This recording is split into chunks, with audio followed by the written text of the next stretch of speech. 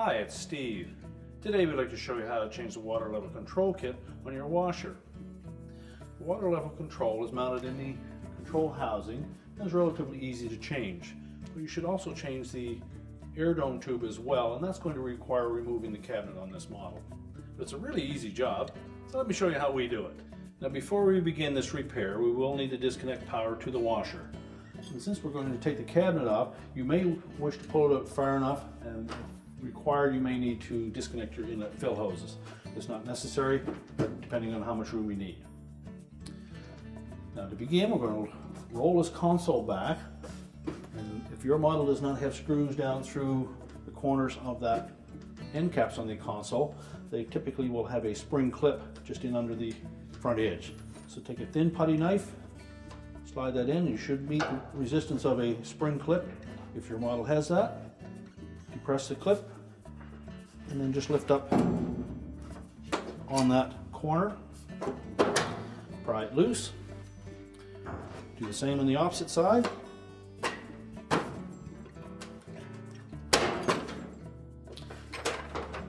Then just roll that control panel completely back.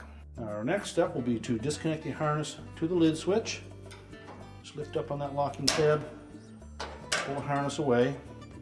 And then we're going to take a large flat blade screwdriver and remove these two clips that hold the cabinet to the back. Down into the front opening on those spring clips. Engage the tip of the screwdriver with the bottom of that clip, pry it, and release it. Once you unhook them from the back, we can set that aside. Now our next step will be to tilt that cabinet up at the back so that we clear the water inlet. So you just raise the lid, lift that up, and just lower the back panel backwards. Then grasp that cabinet and slide it right off of the base frame. Now with the cabinet out of the way, we now have access to that air dome tube and to the control as well. So our next step will be to just roll that console back long enough to pull the knob off of the old control. Flip it back out of the way again. And then we're going to remove the harness and the air dome tube and then rotate that switch off of the console. So we'll begin by removing that air dome tube. Simply grasp it, pull it off the old control, and also remove the harness connector to that switch.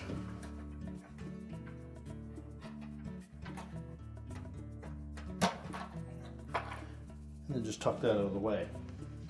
So with the air dome tube and the harness out of the way, next we're going to take a flat blade screwdriver, and right at the base of this control you'll see a plastic tab that fits into a slot in that metal frame.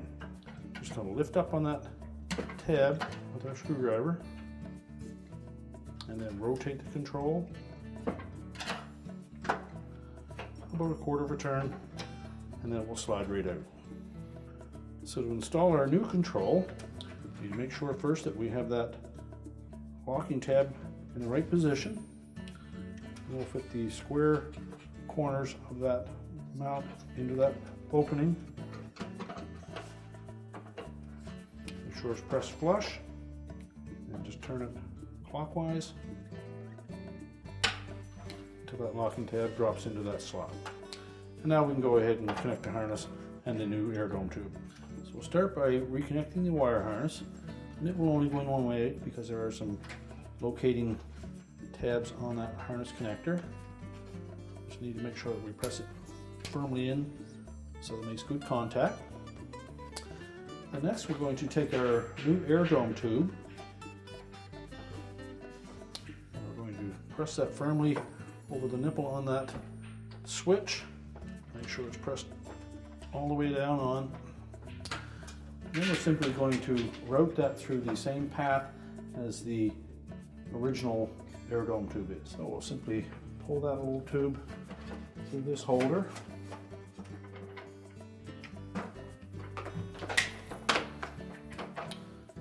And carefully feed the new one through.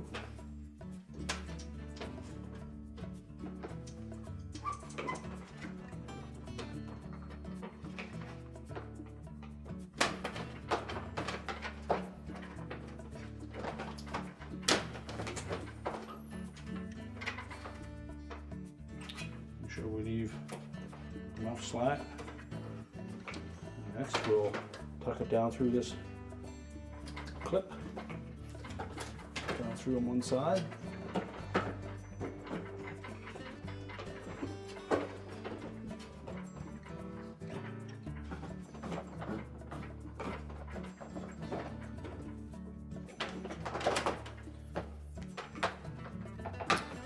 Go through this top portion first, and then right in behind this hose, you'll see there's another little spot for that air dome to fit into.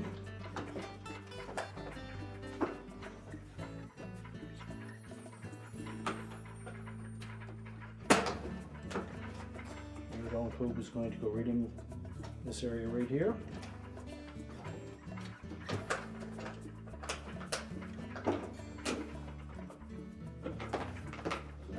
And behind that injector hose.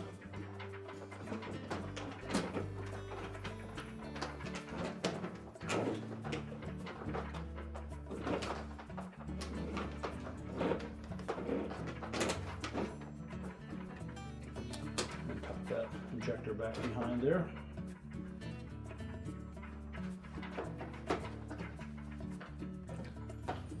And then down at the bottom there's another clip on the side of that capacitor holder. Need to pop the old hose out, put the new one in, and then determine how much hose you need there, and then we'll cut off the excess with a knife. So next we'll just undo this clip, pull that old hose away from the tub, put the new one into position. And again, make sure that we have enough slack but that it won't kink. I'm going to take a knife, make a nice square cut.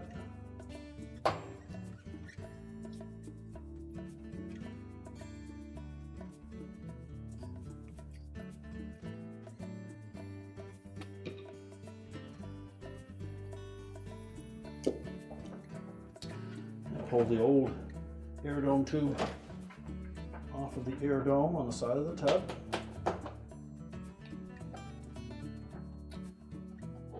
There's nothing obstructing that hole. And we'll fit the new hose onto the air dome, making sure that we press it firmly all the way on.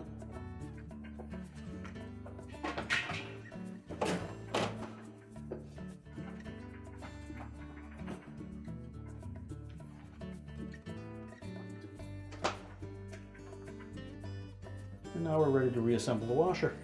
Now when putting the cabinet back on, there's a couple things that we need to make sure of.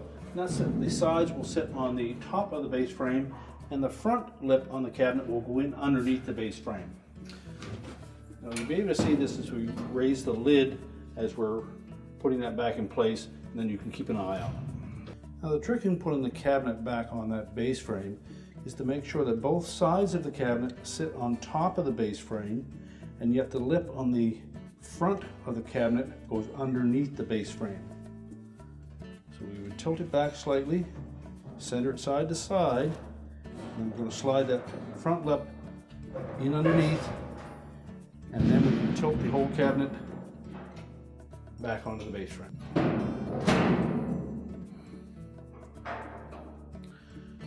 Now as we lower that cabinet back into position, we'll need to pull the back panel forwards, so just tilt it up enough that we can tuck that water inlet in underneath the back of the cabinet.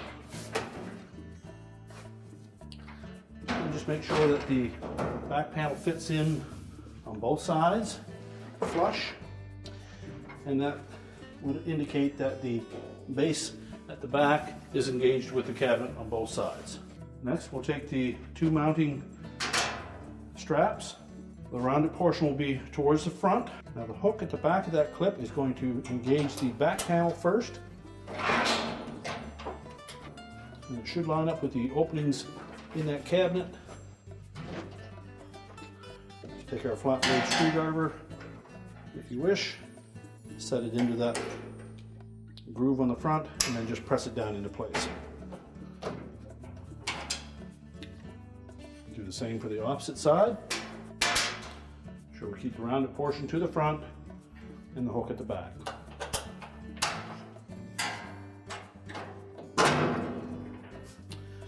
Well, that will secure the back panel to the cabinet. Next, we'll reconnect the wire harness to the lid switch. Make sure the locking tab engages. Ensure that we don't have any kinks in that air dome too. Then we can simply roll that console forward. And now we're going to make sure that the two hooks in the rear of these end caps fit into the two rear holes in the top.